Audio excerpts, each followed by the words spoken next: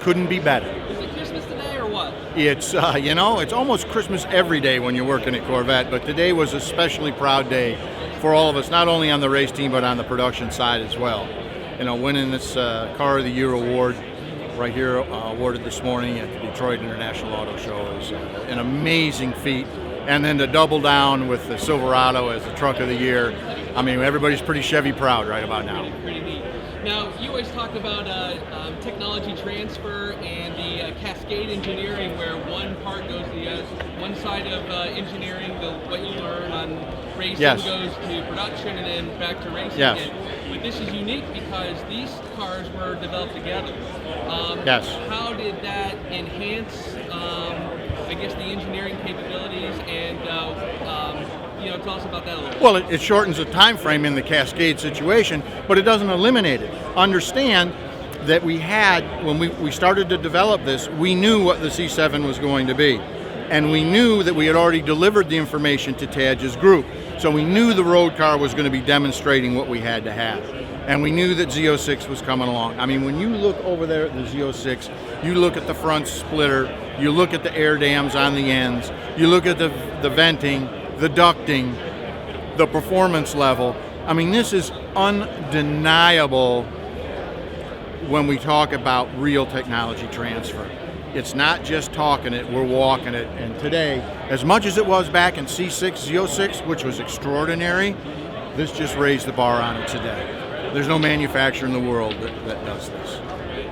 Now, this car is going to go into battle here coming up in a couple weeks, and it was just tested at the World Report 24. Were there any balance of performance? I don't want to call them penalties, but I'd like to find out a little bit about how IMSA is treating this car because it's a new car. You know, I think we've built a level of trust with those at the new championship, the TUDOR United Sportscar Championship. And I think they know that when we show up that we're pretty much running like we should be running. I think they're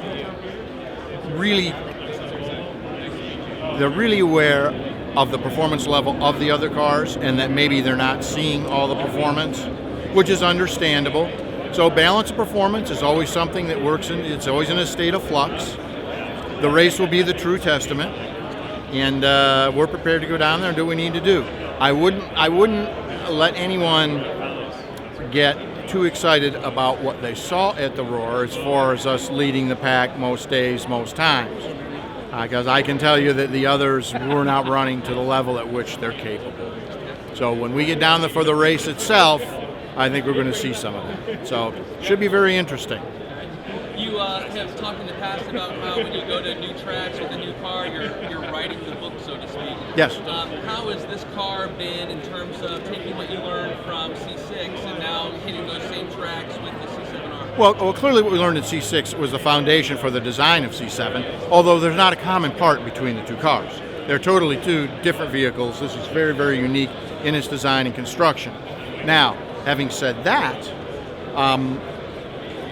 the book is a continuous process. It's not a process that's ever completed. Right now, we've got big chunks. And as racers, if we had 3 hours, 3 days, 3 months, 3 years, it would never be enough time. At some point in time, you close the book and you go racing. You learn what you don't know. Then you come back and incorporate that into the vehicle, and that's what causes the car to be successful over time. Anyone who thinks you build a brand new vehicle and go out and attain instant gratification is only fooling themselves and does not have a particularly large amount of race experience behind them. Our biggest challenge is managing the expectation, obviously, of our bosses and of our fan base. Guys, we're going to go out there, we're going to do it proud, but it takes a while to get these things right. We have a great foundation from which to begin. I think our competition knows we're serious about it. When you're on top, there's only one way to go, and that's down. We have no intention on taking that road, and everybody down there wants what we got. So it's going to be a battle. We're ready for it. What are your thoughts on this car being brand new, going out and immediately running a 24-hour race? Usually you get I guess normally you start off in a Sebring. Which is 12-hour. Right. But I can tell you there were those that thought we were nuts when we debuted the C5. Guess where we debuted it? First race, 24 hours. My boss said, "Are you absolutely crazy?" I said, "Yeah, I am." But I said, at some point in time, you just got to put it on the table and let it happen. You can fool around testing and running for 3, 4, 5, 10 years. You don't ever have to go racing. You can test your whole life if you want. But at some point in time, you got to go meet the bully face to face. You know, if you get your butt kicked, you go back, pick it up, and you train a little harder until you are on top, and that's what we did. And the Daytona race, you've got a couple, 2 new drivers that are joining for the endurance races. Tell me a little bit about them and what they bring to the table. Well, I think when you look at what we got coming, we got Ryan Briscoe, well established, and we know him in the U.S. When he raced for Roger Penske. And to be honest with you, I'm not sure if he's racing IndyCar this year, but he has a long history. He's got history in sedans overseas, down in Australia. Great young man, brings all the tools, plenty fast enough, and is the personality and the mindset that lends itself well with what we're doing. Robin Liddell has been around Camaro for the last few years, done a remarkable job there, so it was a very easy plug and play for him as well. Fitting right in, all the character. All these guys have watched the Corvette program from the outside. They know what's required of them, not only in the car, but outside the car, and that's equally important to us, and both these young men bring that to the party.